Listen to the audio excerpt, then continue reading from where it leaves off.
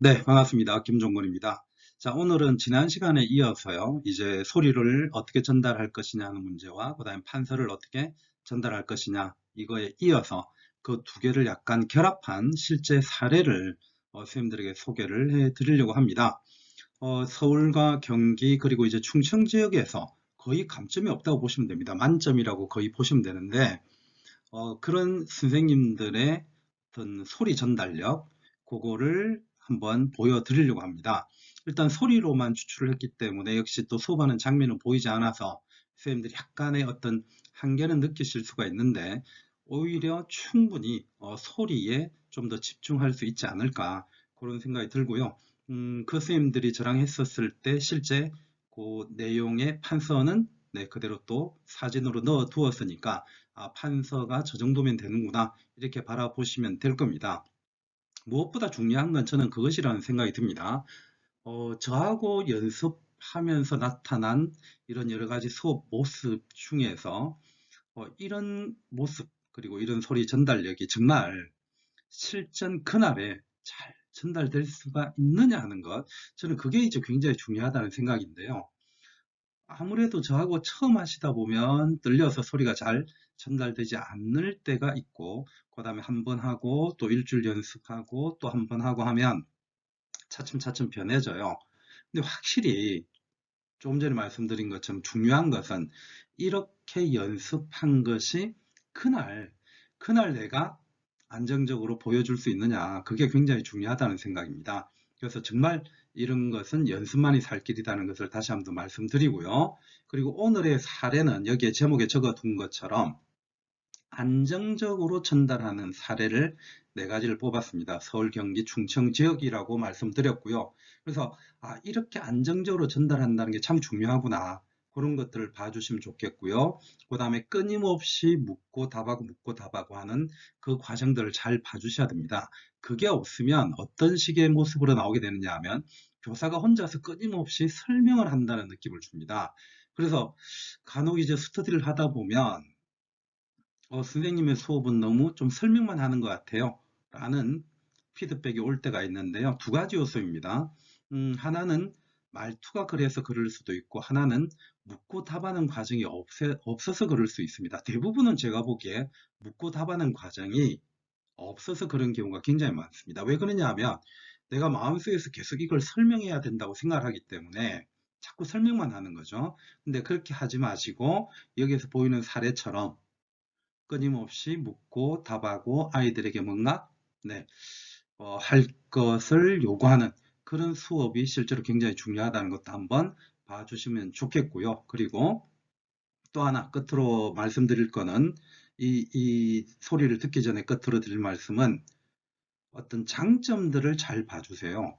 이 정도는 나도 할 수 있는데 뭐 이게 뭐 이제 이렇게 쉽게 생각하면 안 된다는 겁니다. 그리고 아니 이 쌤은 너무 조용한 거 아니야? 이런 식의 어떤 뭐라고 할까요? 비판적인 안목을 먼저 가지는 것은 저는 좋은 접근 태도가 아니라고 봅니다. 제가 끊임없이 지금 말씀드리는 게 뭐냐 하면 1차에서는 아는 문제를 실수하지 않는 것이 가장 중요한 태도라면 2차에서는요, 장점을 잘 찾아내서 그 장점을 극대화시켜내는 게 가장 중요합니다. 그래서 어떤 선생님은 설명을 굉장히 경쾌하게 하는 게 참 전체적으로 듣기 좋다, 그럼 그게 장점인 거고요. 그걸 살려내야 됩니다. 근데 그것에 대해서 비판을, 예를 들어서 선생님은 약간 경박스러운 것 같아, 이렇게 비판이 들어오면 굉장히 위축이 되죠. 근데 그런 식의 네, 관점이나 태도를 가지게 되면 남의 장점을 취하지 못하게 되고요. 그 다음에 선생님들 스스로도 굉장히 위축될 수가 있습니다. 그러면 안 된다는 거죠. 다른 선생님들이 수업하는 거에서 와, 저거는 참 배울 만한 것이다, 그러니까 이런 것들을 뽑아내고 그것을 적극적으로 살릴 수 있는 피드백이 굉장히 중요합니다. 자, 전체적으로 2분, 1분, 1분, 2분, 그래서 총 한 6분이 채 되지 않는 영상이 소리니까요. 한번 잘 들어보시기 바랍니다. 자, 이제 들어가겠습니다. 자, 첫 번째 사례 한번 들어보겠습니다. 관리번호 4번입니다. 수업 실현 시작하도록 하겠습니다. 자, 그래서 우리 지금까지 이제 이 앞부분의 내용 광곡과 미소 군정에 대해서 살펴봤죠. 그래서 학습 목표 1번도 충분히 달성했다고 볼 수 있겠죠. 그죠? 자, 그러면 다음으로 좀 넘어가 보도록 하겠습니다. 자, 다음 내용은 뭐냐면요. 통일정부 수립 운동입니다. 통일정부 수립 운동. 자, 그래서 우리가 이 통일정부 수립 운동과 관련해서 정읍 발언까지 쭉 봤죠. 그런 위기 상황 속에서 우리나라의 국내에 많은 정치인들이 어떤 일들을 했냐면 바로 첫 번째 좌우합작 운동을 했습니다. 좌우합작 운동. 자, 이 좌우합작 운동이요. 이름에서도 나타나듯이 당시 어떤 사람들이 참여했을지 한번 우리 생각해 보도록 합시다. 발표해 볼 친구 있을까요? 네, 우리 여기 일모둠의 수빈이가 손을 들었네요. 어떤 계층들이 참여했을 것 같아요, 수빈이는? 아, 그래요? 우파 세력들. 네, 선생님 저번에 얘기했던 것처럼 좌파, 우파 이런 사람들이 있었는데 그 중에서 중도 우파 세력들이 이제 참여를 했다고 얘기를 해줬네요. 그죠? 참 잘했어요. 자, 중도 우파에 그러면 어떤 인물이 대표적으로 있었을까요? 네, 맞아요. 바로 김규식이라는 인물이 있었죠. 자, 좋습니다. 자, 그 다음에 또 다른 이 계층의 사람들이 참여를 했었는데 누가 있었을까요? 아, 네, 우리 저기 오문단에 저기 정연이가 손을 들었네요. 정연이는 어떤 인물들이? 자, 이제 두 번째 사례입니다. 시간이 지났는데 다들 좀 찾았나요? 다들 끄덕끄덕 하는 거 보니까 잘 찾은 것 같아요. 그러면 좌우합작 실현측에서의 정치적으로는 무엇을 표방하는 것 같아요? 저기에서 우리 현신이가 통일정부요 라고 대답을 해줬어요. 맞아요. 지금 정치적으로 좌우합작은 뭐에 대해서 반대한 거였죠?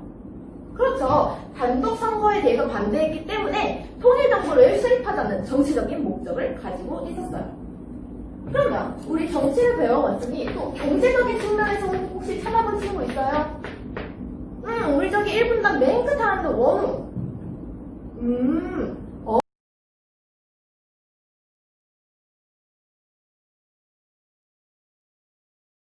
네, 이제 세 번째 사례입니다.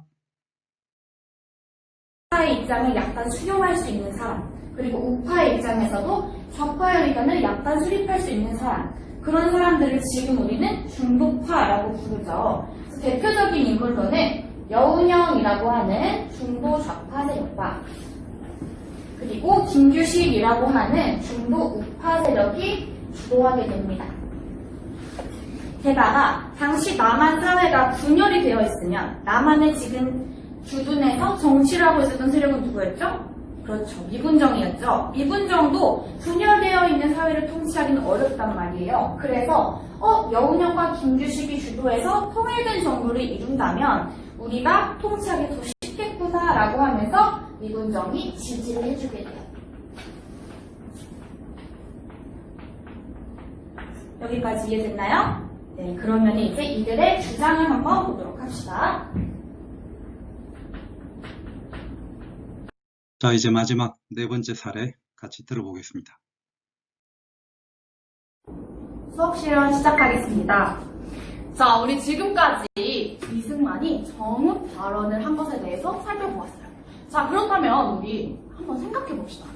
여러분이 만약에 당시를 살고 있던 국민이었다면 이러한 소식을 들었을 때 어땠을 것 같아요? 우리 손을 번쩍 든 예은이라고 말해볼까? 예은이는 굉장히 그 의견에 반대하고 절대 있을 수 없다. 우리는 한민족이니까 그렇게 생각할 수 있죠. 혹시 또 다른 친구 있나요? 우리 뒤에서 손을 반짝반짝하고 있는 가원이가 말해볼까요? 가원이는 그래도 될 수 있다면 어느 곳이라도 먼저 되는 게 낫다. 정부가 수립되는 게 우선이다. 충분히 그런 생각도 할 수가 있어요. 우리 예은이와 가원이 친구들이 말해준 것처럼 당시의 상황도 비슷한 상황으로 흘러가고 있었습니다. 이것에 대해서 우리 같이 살펴볼 건데요. 통일 정부를 수립하려는 하는 운동이 나타납니다.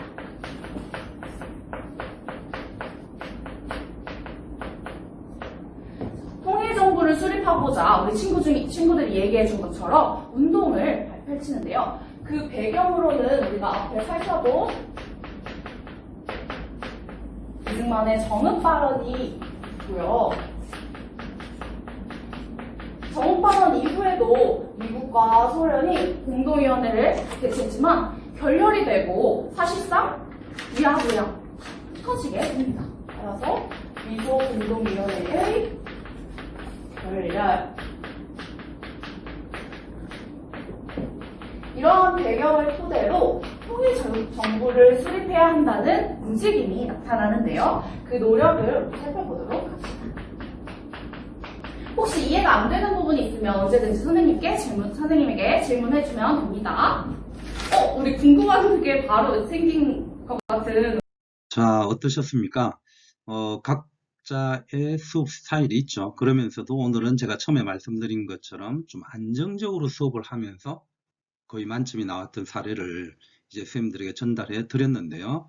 굉장히 안정적이다라고 하는 공통점도 있지만 실질적으로 또 각자가 표현하는 톤이나 그 다음에 이제 말의 고저, 장단의 차이가 있고 그 다음에 또 질문을 해내는 것의 차이가 분명히 있을 겁니다. 그걸 끊임없이 한 번씩 참조를 하셔서 좀 도움이 되었으면 하고요. 그리고 아까 제가 처음에 말씀드렸던 것처럼 다른 사람의 수업을 볼 때에는 그 사람이 무엇을 잘못하고 있는가, 그래서 그것을 피드백 해줘서 고치게 해주는 게 좋다라고 많이들 생각하시는데 실질적으로 그것보다는요, 장점을 뽑아내어서 그 장점을 더 극대화시켜 나가고 살려주는 것이 그 선생님에게 도움이 되는 것이고요. 그런 걸 볼 줄 아는 선생님들에게도 훨씬 더 도움이 된다는 것, 그것을 꼭 염두를 해 두시고 이 4가지 사례가 선생님들에게 도움이 되었으면 합니다. 정말 선생님들의 합격을 저는 기원하고 또 기원합니다. 다음에 또 다른 영상에서 뵙도록 하겠습니다.